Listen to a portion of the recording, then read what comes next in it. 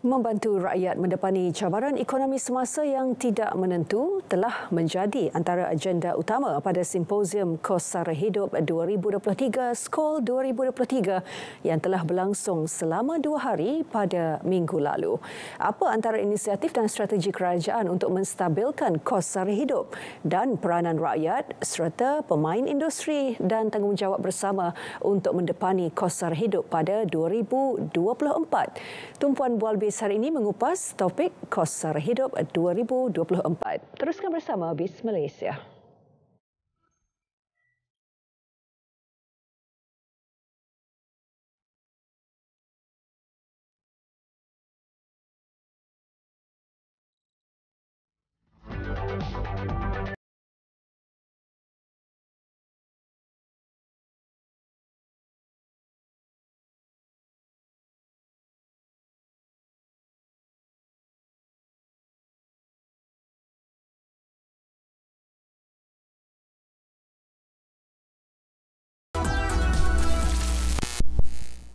Salam Malaysia Madani, ini BIS Malaysia edisi 7 Disember 2023. Selain bersiaran menerusi saluran berita RTM dan TV1, anda juga boleh ikuti kami di Facebook Live atau YouTube BIS Malaysia. Kita terus saja ke perkembangan semasa. Pelbagai inisiatif dilaksanakan oleh agensi kerajaan bagi memperkasa usahawan dari luar bandar, terutama dalam menyediakan peluang kepada usahawan untuk membangunkan produk dan perkhidmatan mereka bagi tujuan pemasaran yang lebih meluas. Segmen BIS Sana Sini meninjau penganjuran Karnival Usahawan Negeri yang dilaksanakan oleh MARA.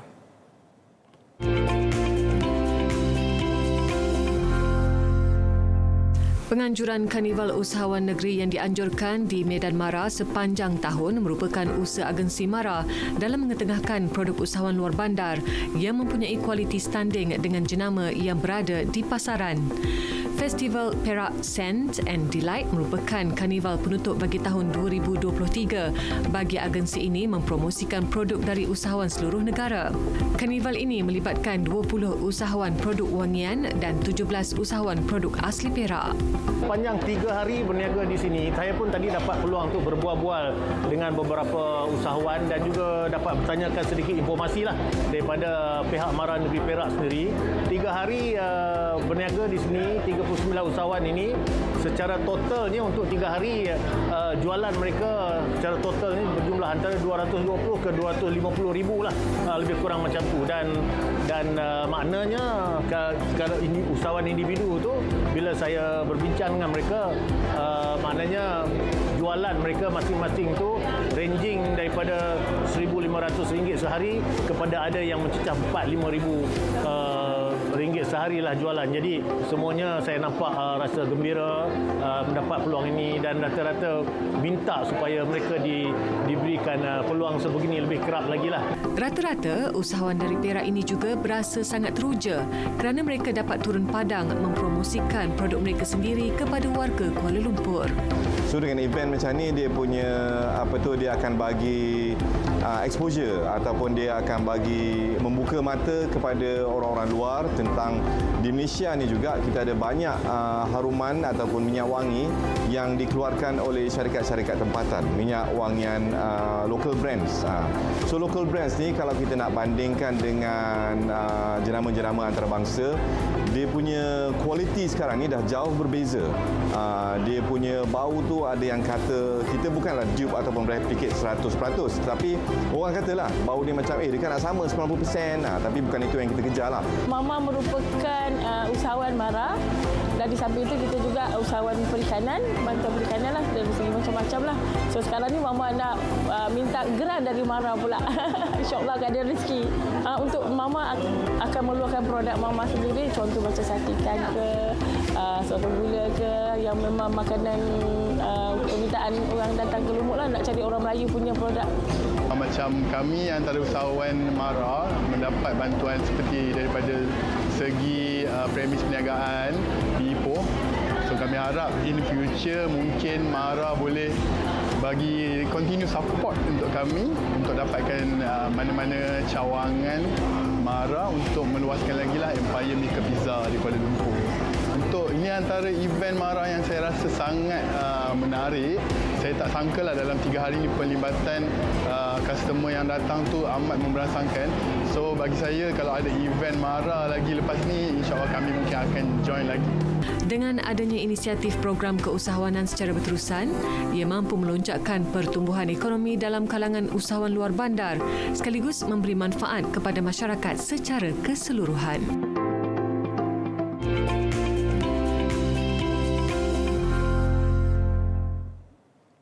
Dan seterusnya kita tinjau prestasi pasaran bersama PNB Investment. Diikuti harga komoditi setakat tengah hari tadi.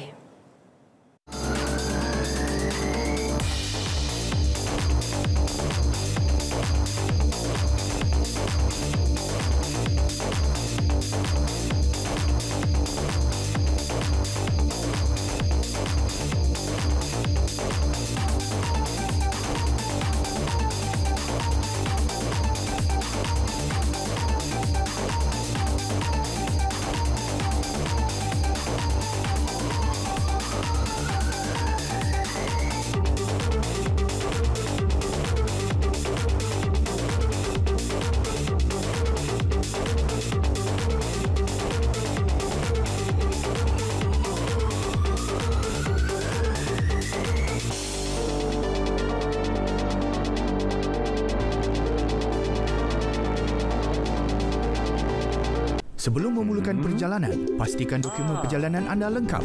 Kekalkan jarak sekurang-kurangnya 10 meter dari kenderaan depan. Jika anda ingin memotong kenderaan besar, berwaspada dengan titik buta.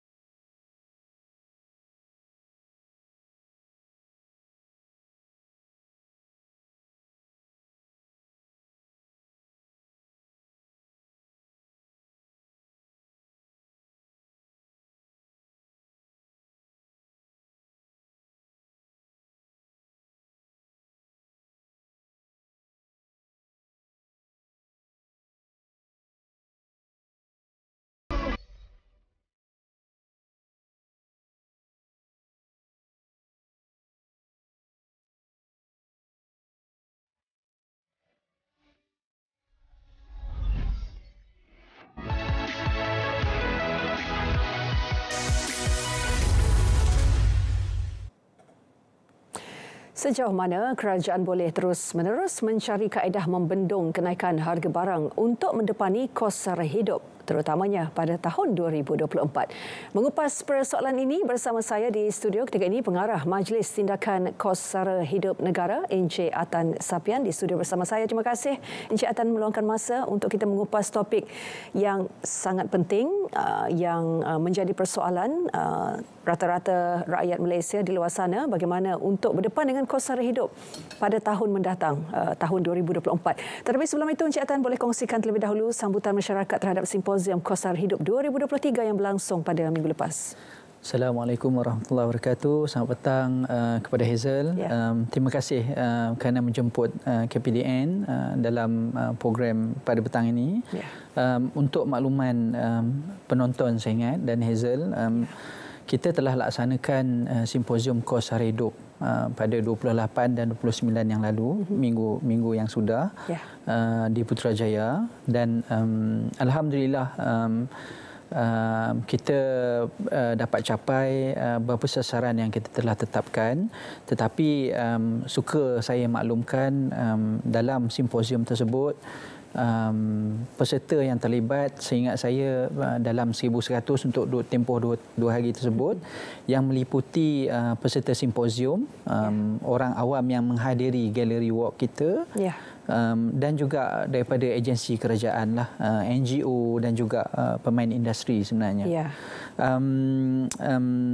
Daripada simposium kos sara hidup itu, walaupun simposium, tetapi sebenarnya kita ada 3 segmen utama dalam simposium tersebut. Yang pertama, of course, simposium lah, kita nak dapat input, pandangan daripada pakar sosial, pakar ekonomi, daripada semua pihak, sama ada daripada agensi kerajaan, akademia, maupun juga NGO dan pemain industri. Itu segmen yang pertama. Segmen yang kedua yang kita adakan juga sebenarnya Gallery Walk. Gallery Walk ni terbuka kepada pengunjung lah, orang awam maknanya. Daripada situ kita ada 3 segmen, kita ada 3 kategori utama di mana kita nak maklumkan apa dia kos sara hidup, apa dia inisiatif-inisiatif yang telah dilaksanakan, dan yang paling penting saya ingat di akhir Gallery Walk itu ataupun simposium itu kita tahu peranan masing-masing lah. Sebab tu kalau Hazel maklum, simposium kita pada kali ini, kita tema dia menangani kos sara hidup tanggungjawab bersama. So itu adalah harapan kementerian dan juga kerajaan.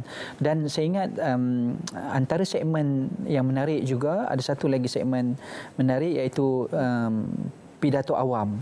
Ia melibatkan 29 peserta daripada 10 buah sekolah dan juga 12 peserta daripada 7 buah institusi pengajian tinggi lah. Menariknya juga sebab kita buat hybrid, kalau Hazel maklum pada 2021, 2 tahun yang sudah, kita dikekang dengan SOP COVID dan sebagainya, kita buat online secara 100%.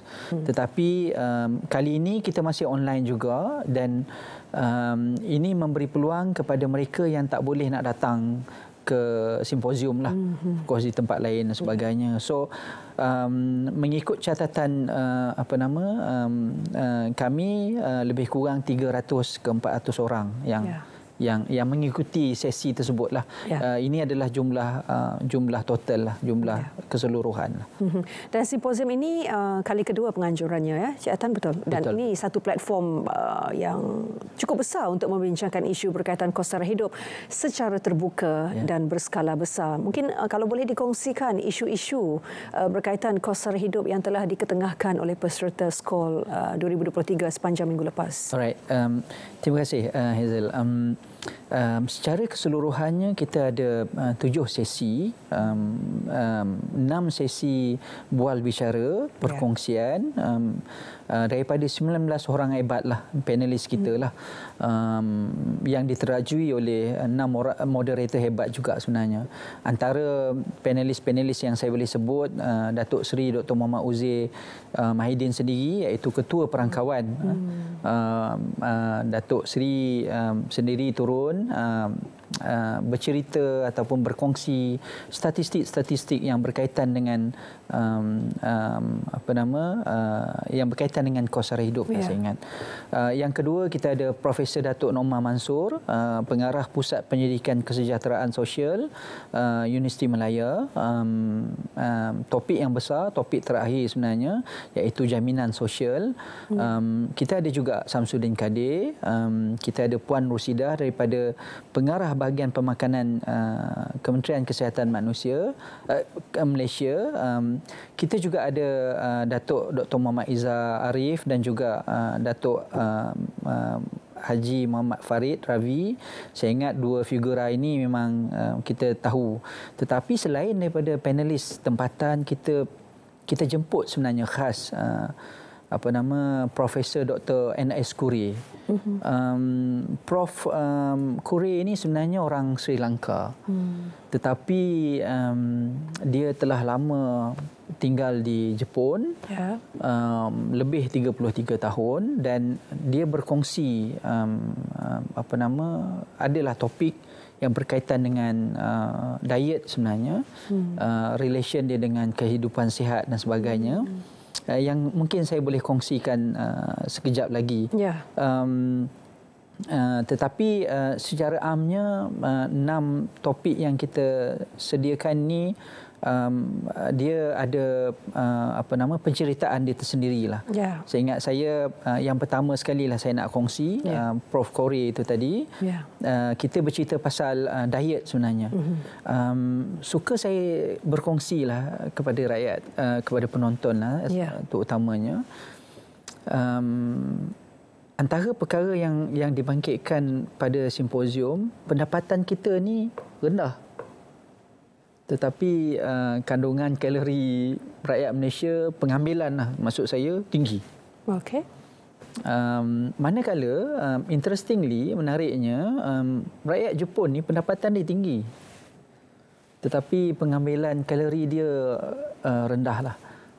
Kalau Hazel perasan saya sendiri pun dalam kategori mungkin sedikit overweight, tapi itu antara statistik yang kita tak boleh lari di Malaysia. Sebab tu kita nak bawa isu gaya hidup sihat ini. Kenapa? Kalau berdasarkan ucapan oleh YB Menteri Kesihatan minggu yang sudah di Parlimen, YB mengatakan kos merawat penyakit NCD, non-communicable, penyakit yang tidak berjangkit ni, penyakit jantung, diabetes dan sebagainya ni 10 bilion. 10 bilion. Saya rasa itu satu angka yang tinggi dan kita perlu satu kesungguhan untuk mengubah keadaan tersebut. Statistik Malaysia, negara obes dan sebagainya perlu mendapat satu pendekatan berbeza. Sebab tu kita bawa isu tersebut. Seterusnya kita juga ada ukur baju di badan sendiri. Ini salah satu topik yang menariklah, yang dibicarakan oleh panelis sebenarnya dalam konteks ukur baju badan sendiri ini. Of course kita nak letak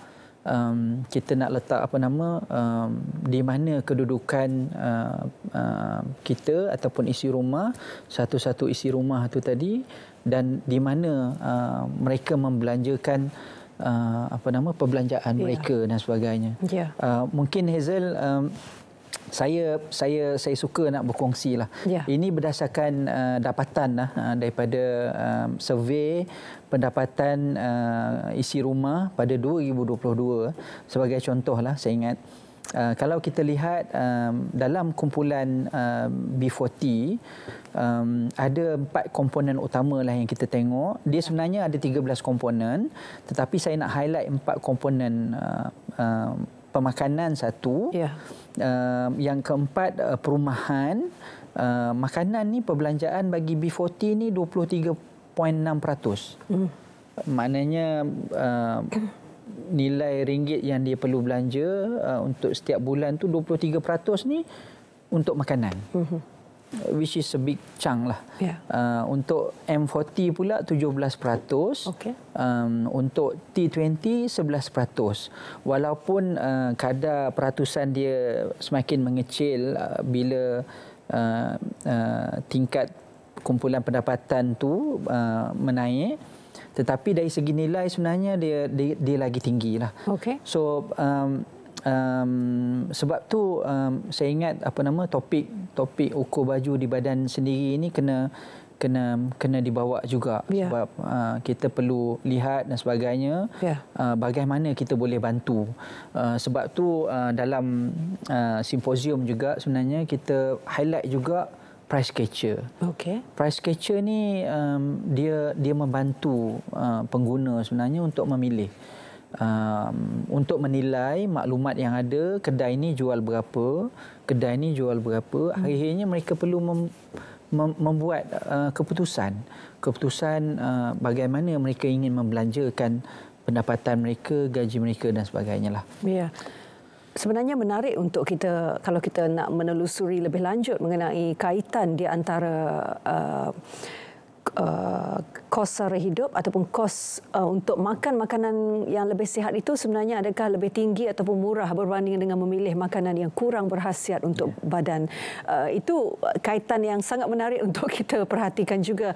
Mungkin ada resolusi yang telah mungkin berjaya dicapai melalui simposium dan juga topik-topik yang dibincangkan sepanjang simposium tersebut. Alright. Saya suka Hazel, sebelum saya nak masuk ke resolusi SKOL 2023, saya imbas kembalilah pada SKOL 2021 pertama kali kita buat. Of course banyak yang kita resolusi, tapi ada 4 perkara yang saya nak bawa lah. Yang pertama sekali of course persaingan. Kita dapati agenda persaingan, maknanya syarikat bila berniaga bersaing dengan baik, siapa yang nak buat perniagaan dia kena buat betul-betul dan sebagainya, perlu diperkukuhkan saya ingat. Dan salah satu cara untuk memperkukuhkannya adalah of course melalui pengukuhan MyCC tersebut. Dan kalau Hazel maklum, MyCC ataupun satu agensi di bawah KPDN telah diberi pengukuhan semenjak 2 tahun yang lepas. Peruntukan telah ditambah sebenarnya. Sebab sebagai contohlah pegawai penyiasat lah, kita ada 17 orang saja di MyCC tu. 17 orang untuk handle satu Malaysia. Saya ingat beratus-ratus industri dan sub-industri saya rasa tak mampu untuk handle dan sebagainya. Dan sebab tu saya ingat kesungguhan kerajaan untuk memperkukuhkan MyCC. Itu yang pertama. Yang kedua dari segi pendapatan. Pendapatan ni kalau kita lihat Hazel, sekarang di Malaysia lah sekurang-kurangnya kos sara hidup pada masa sekarang amat terkait rapat dengan pendapatan. Gap pendapatan dengan apa yang mereka perlu belanja tu ada perbezaan yang ketara. Sebab tu kita kata pendapatan ini salah satu agenda utama kerajaan. Dan kalau kita lihat YB Menteri Ekonomi telah umumkan di Parlimen pada minggu yang sudah juga gaji progresif. YAB Perdana Menteri juga dalam ucapan bajet 2024 menyatakan JPA, Jabatan Perkhidmatan Awam akan mengkaji untuk sektor awam pula. So yang ini saya ingat perlu diberi perhatian. Of course yang ketiganya of course dari segi pemberian bantuan lah. Dalam SKOL 2021 kita memerlukan satu koordinasi pemberian bantuan dan sebagainya yang lebih bersasar. Dan alhamdulillah kalau kita lihat saya ingat kerajaan akan putuskan dasar penyasaran semula subsidi yang akan dilaksanakan pada 2024 lah saya ingat. Tapi untuk buat satu koordinasi yang baik itu dia memerlukan satu kerangka yang sesuai lah. Saya ingat padu ada, kalau kita lihat padu ataupun kerangka data utama kerajaan itu padu tu salah satu aspek utama. Itu 2021. Itu 2021. Yang kita lihat boleh nampaklah sekarang insya-Allah. 2023 ada 3 perkara yang saya nak bawa seperti yang dibangkitkan. Of course yang pertama tadi yang kita dah sebut tadi yang cerita pasal gaya hidup sihat. Gaya hidup sihat of course mungkin ada orang yang argue ataupun dia kata nak beli makanan sihat ni kosnya lebih tinggi. Tetapi sebenarnya itu fakta ataupun persepsi? Saya tak ada satu jawapan yang tepat sebab dia boleh jadi dua-dua. Ada masanya memang betul pun bila makanan organik dan sebagainya dijual lebih. Yang diimport dan sebagainya dijual lebih. Tapi pada satu ketika yang lain memang kadang-kadang dia persepsi semata-mata. Suka saya maklumkan gaya hidup sihat ini patut menjadi satu agenda kita lah. dia bukan semata-mata rokok dan sebagainya, tak semestinya. Gula pun sama juga. Intake gula kita tinggi. Bila kita makan gula banyak dan sebagainya, keinginan untuk makan, untuk ambil kalori itu kemungkinan dia tinggilah. Sebab tu kalau ikut sesi yang kita pertama tu tadi, Prof Korey dengan KKM maklumkan, pendapatan kita tinggi, pendapatan kita rendah, kalori kita tinggi. Itu yang pertama. Yang kedua, of course, jaminan sosial lah. Untuk makluman Hazel juga dan penonton, NACOL pada bulan Oktober yang sudah telah memutuskan kita ada kluster baru lah, pendapatan. Dan salah satu topik yang akan dibincangkan oleh kluster pendapatan adalah jaminan perlindungan jaminan sosial lah. Of course dia melibatkan banyak pihak. Saya nak bagi contoh lah. Of course kita ada retirement macam KWSP, pencen pekerja awam ataupun SOKSO, tetapi kita ada juga jaringan sosial lain. Sebagai contoh mungkin Baitul Mal. Mereka bagi bantuan kepada asnaf, 8 asnaf yang telah dipilih dan sebagainya. So itu yang kedua. Yang ketiga ni yang saya rasa perlu diambil kira dalam kebanyakan sesi itu, semua boleh bersetuju peranan semua pihak. Pihak yang perlu ada dalam tu adalah peniaga.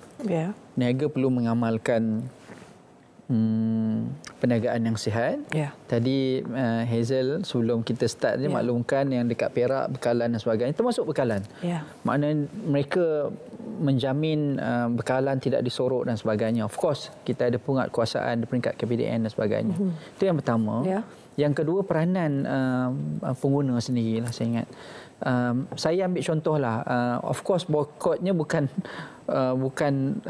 bagi tujuan mungkin tujuan lain lah. Boikot sekarang kalau kita lihat, tapi maknanya boikot dari pengguna tu boleh menjadi satu senjata yang ampuh. Saya tak kata boikot, tapi dari segi penggunaan kita decide untuk beli barang dan sebagainya.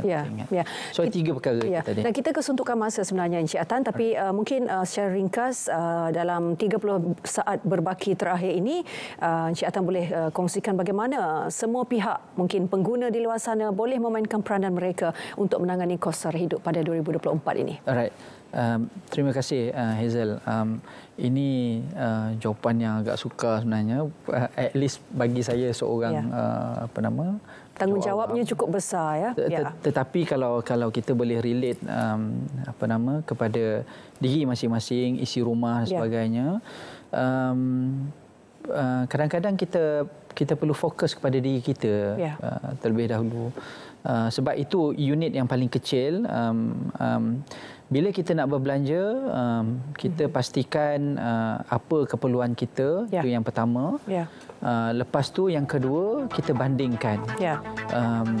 Bandingkan di mana kita perlu beli, apa barang kita perlu beli dan sebagainya. Of course, yang ketiga, dalam konteks pengguna, gunalah hak pengguna itu. Maknanya apa? Kita kena, kalau kita dapati ketidakakuran peniaga dan sebagainya, buat laporan. Saya ingat dalam KPDN tu banyak saluran yang kita ada. Dan ada tinjauan awam yang boleh dibuat, ada QR code yang boleh diimbas tadi di skrin tadi untuk orang awam melakukan tinjauannya mengenai penyelarasan semula bantuan dan subsidi kerajaan. Boleh diimbas QR code ini untuk turut serta memberikan pandangan dan maklum balas kepada pihak kerajaan. Terima kasih Encik Atan Sapian, Pengarah Majlis Tindakan Sara Hidup Negara, untuk perkongsian topik hari ini, dan perbualan itu tadi menutup BIS Malaysia hari ini. Dari Sungai ke Segara, Palestin pasti merdeka. Saya Hazel Desmond, salam Malaysia Madani.